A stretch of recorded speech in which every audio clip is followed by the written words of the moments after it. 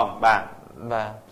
ម៉ាស៊ីនជ្រៀកឈើបាទដោះស្រាយពីកន្លែងកំពុងធ្វើសកម្មភាពបាទជ្រៀករាល់ថ្ងៃសមាជិកជំនាញធ្វើមិនដឹងមិនលឺទីតាំងម៉ាស៊ីនជ្រៀកឈើដោះស្រាយពីកន្លែងដែលកំពុងធ្វើសកម្មភាពជ្រៀកឈើទាំងថ្ងៃទាំងយប់មិនត្រូវបានសមាជិកជំនាញធ្វើការបកក្រាបនៅឡើយខណៈគេបានដឹងថាម្ចាស់ម៉ាស៊ីនជ្រៀកឈើទាំងពីរកន្លែងនេះបាទមានសាច់ញាតិបាទជាមន្ត្រីខណ្ឌរដ្ឋបាលព្រៃឈើខេត្តកំពង់ឆ្នាំងម៉ាស៊ីនជ្រៀកឈើបាទទាំងពីរគ្រឿងនោះជារបស់ឈ្មោះវ៉ុនសាមៀនបាទជាឈ្មោះរកស៊ីឈើនិងទិញបានលក់ឈើនិងមានទីតាំងនៅក្នុងបាទដីឡូផ្ទះរបស់ឈ្មោះវ៉ុនសាមៀនតែម្ដងដែលស្ថិតនៅក្នុងបាទភូមិគល់គប់បាទឃុំស្រែថ្មីស្រុកលាបអៀខេត្តកំពង់ឆ្នាំងនិងមួយកន្លែងទៀតបាទជារបស់ឈ្មោះជៀនបាទមានទីតាំងនៅក្នុងភូមិត្រពាំងស្បូវឃុំស្រែថ្មីស្រុកលាបអៀផងដែរ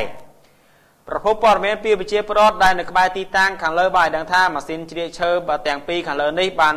ដឹកឈើពីស្រុកលើយកមកជ្រៀកដើម្បីយកទៅលក់ចែកចាយឲ្យបាទតាមមួយនៅដេប៉ូឈើនៅក្នុងស្រុកលាបអៀនៅក្នុងខេត្តកំពង់ឆ្នាំងដែលជាដេប៉ូឈើមួយចំនួនដែលជាក្រុមគ្រួសាររបស់មន្ត្រីរដ្ឋបាលជលផលព្រៃសំដៅគឺរដ្ឋបាលបាទព្រៃឈើព្រោះតែហេតុនេះហើយទៅបាទគ្មានអ្នកណាទៅបង្ក្រាបនៅក្នុងករណីនេះលោកហៅតារាបាននេះផ្នែករដ្ឋបាលព្រៃឈើកំពង់ឆ្នាំងបានប្រាប់អ្នកសារព័ត៌មានយើងនៅព្រឹកថ្ងៃទី26ខែកញ្ញាឆ្នាំ2014ឲ្យដឹងថាករណីជ្រៀកឈើនៅចំណុចបាទទាំងពីរខាងលើនេះបាទលោកមិនបានដឹងនោះទេតែលោកនឹងធ្វើការស្រាវជ្រាវនិងបង្ក្រាបឲ្យបានបាទមិនឲ្យបាទខុសឈ្មោះមេព្រៃនិងមិនឲ្យកើតមានបាទភាពអនាធិបតេយ្យបែបនេះនៅឡើយករណីនៃបលល្មើសខាងលើនេះបាទលោកគីមហុងសានព្រះរាជអាជ្ញាអមសាលាដំបងខេត្តកំពង់ឆ្នាំងបានឲ្យដឹងថានៅព្រឹកថ្ងៃដដែលនេះបាទទីតាំងបលល្មើសព្រៃឈើទាំងពីរបាទទីតាំងខាងលើនេះបាទលោកនឹងធ្វើការស្រាវជ្រាវបាទជាមួយនឹងសមាជិកជំនាញដើម្បីធ្វើការបង្ក្រាបឲ្យបានមិនឲ្យពួកជនបាទទុច្ចរិតសំងំរកស៊ីបំផ្លាញព្រៃឈើរបស់ជាតិតាមចិត្តនោះឡើយប្រជាពលរដ្ឋនិងអ្នកសារព័ត៌មានក្នុងខេត្តនឹងរងចាំមើលថាតើលោកព្រះរាជអាជ្ញានិងសមាជិកជំនាញបង្ក្រាបទីតាំងបាទជ្រៀកឈើដុះស្លែដោយលក្ខខាងលើនេះបានឬអត់ខណៈបាទដឹងទីតាំងពិតប្រាកដហើយនោះបាទហើយម៉ាស៊ីនឈើបាទទាំងពីរខាងលើក៏កំពុងបាទបញ្ចេញសម្លេងបាទរំខានដល់បងប្អូនប្រជាពលរដ្ឋជិតខាងជារៀងរាល់ថ្ងៃផងដែរមិនត្រឹមតែប៉ុណ្ណោះបាទខាងដឹកឈើលើផ្លូវនោះក៏បានធ្វើការបាទធ្វើឲ្យផ្លូវមួយចំនួនបាទរងការខូចខាតជាច្រើនបាទទៀតផងបាទនេះគឺជាថាសារព័ត៌មានបាទនៅខាងខេត្តកំពង់ឆ្នាំងបាទដែលរឿងហេតុនោះគឺរោងម៉ាស៊ីនបាទជ្រៀកឈើដុះស្លែពីកន្លែងហ្នឹងបាទកំពុងតែធ្វើសកម្មភាពបាទជ្រៀកឈើបាទទាំងយប់ទាំងថ្ងៃបាទដោយមិនមានខាងសមាជិកជំនាញណាគាត់ចុះទៅធ្វើការបង្ក្រាបឬមួយក៏ទប់ស្កាត់នោះទេបាទហើយជាថ្មីមកទៀតបាទគឺថាតាមការបញ្ជាក់របស់ខាងសមាជិកក៏ដូចជាថាខាងព្រះរាជអាជ្ញាណាបើយើងនិយាយពីខាងសមាជិកគឺគាត់ជំនាញរដ្ឋបាលព្រៃឈើហ្នឹងគាត់បានលើកឡើងហើយគាត់ថាយើងមានការងើយស្គាល់បន្តិចតើថាគាត់បាទជាមន្ត្រីបាទរដ្ឋបាលបាទព្រៃឈើនៅក្នុងតំបន់ហ្នឹង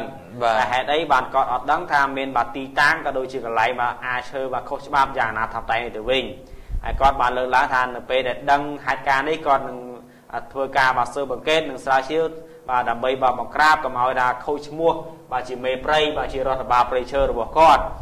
បាទហើយចំណែកលោកព្រះអាជ្ញាវិញក៏គាត់បានលើកឡើងដែរថាគាត់អត់បានដឹងទេពីបញ្ហានេះតែឥឡូវនេះគឺគាត់បានដឹងបានឮបានឃើញហើយអញ្ចឹងគាត់នឹងធ្វើការបើកសហការជាមួយនឹងមន្ត្រីបាទរដ្ឋបាលបាទព្រៃឈើដើម្បីទប់ស្កាត់បាទបលល្មើសព្រៃឈើក៏ដូចជាបាទបង្ក្រាបនៅទីតាំងបាទឈើនេះបាទហើយសម្រាប់បងប្អូនប្រជាពលរដ្ឋរបស់យើងក៏ដូចជាអ្នកសារព័ត៌មានណាបាទទាំងខ្ញុំផងដែរបាទនឹងរងចាំមើលថាតើខាងលោកព្រះរាជអាជ្ញាអមសាលាដំបងខេត្តកំពង់ឆ្នាំងក៏ដូចជាខាងមន្ត្រីបាទរដ្ឋបាលព្រៃឈើខាងខេត្តកំពង់ឆ្នាំងហ្នឹងគាត់មានវិធានការយ៉ាងណាចំពោះកន្លែងទីតាំងបាទឈើស្តុបឈើនៅក្នុងមូលដ្ឋានរបស់ខ្លួននេះបាទអញ្ចឹងយើងមានតែចាំ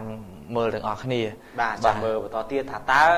ការលើកឡើងរបស់លោកព្រះរាជអាជ្ញាក៏ដូចជាខាងមន្ត្រីបាទរដ្ឋបាលព្រៃឈើហ្នឹងគាត់មានវិធានការយ៉ាងណាបាទយើងនឹងរងចាំមើលទាំងអស់គ្នាហើយយើងនឹងធ្វើការផ្សាយឲ្យបងប្អូនទាំងអស់បានជ្រាបថាសកម្មភាពយ៉ាងណាបើសិនជាថាយើងឧទាហរណ៍ថាមួយសប្តាហ៍បើសិនជាថាមិនទាន់មានការបង្ក្រាបឬមួយក៏មិនទាន់មានសកម្មភាពយ៉ាងណាក៏យើងនៅតែយកមកដើម្បីជម្រាបថាតើកន្លែងហ្នឹងការពិតលោកព្រះរាជអាជ្ញាក៏ដូចជាខាងរដ្ឋបាលព្រៃឈើគាត់បាននិយាយកាលពីសប្តាហ៍មុនហ្នឹងគាត់ថាគាត់នឹងធ្វើការបង្ក្រាបឬមួយក៏ទប់ស្កាត់ឬយ៉ាងណាតែរហូតមកដល់ថ្ងៃនេះសកម្មភាពនៅតែដដែល បាទអញ្ចឹងនេះគឺជាថាអ្វីដែលយើងខ្ញុំលើកឡើងថាតើយើងរងចាំមើលថាសមត្ថកិច្ចជំនាញក៏ដូចជាលោករាជអាជ្ញាដែលគាត់បានលើកឡើងអះអាងនោះកុំឲ្យខូចឈ្មោះបាទជាអ្នកអនុវត្តច្បាប់បាទគាត់មានវិធានការយ៉ាងណាគឺយើងនឹងធ្វើការផ្សាយជូនបាទជាបន្តបាទអញ្ចឹងអរគុណបាទបងប្អូនជនជនហើយលើនេះបាទយើងខ្ញុំតាពីរនាក់សូមអនុញ្ញាតសម្រាប់អន្តរសិន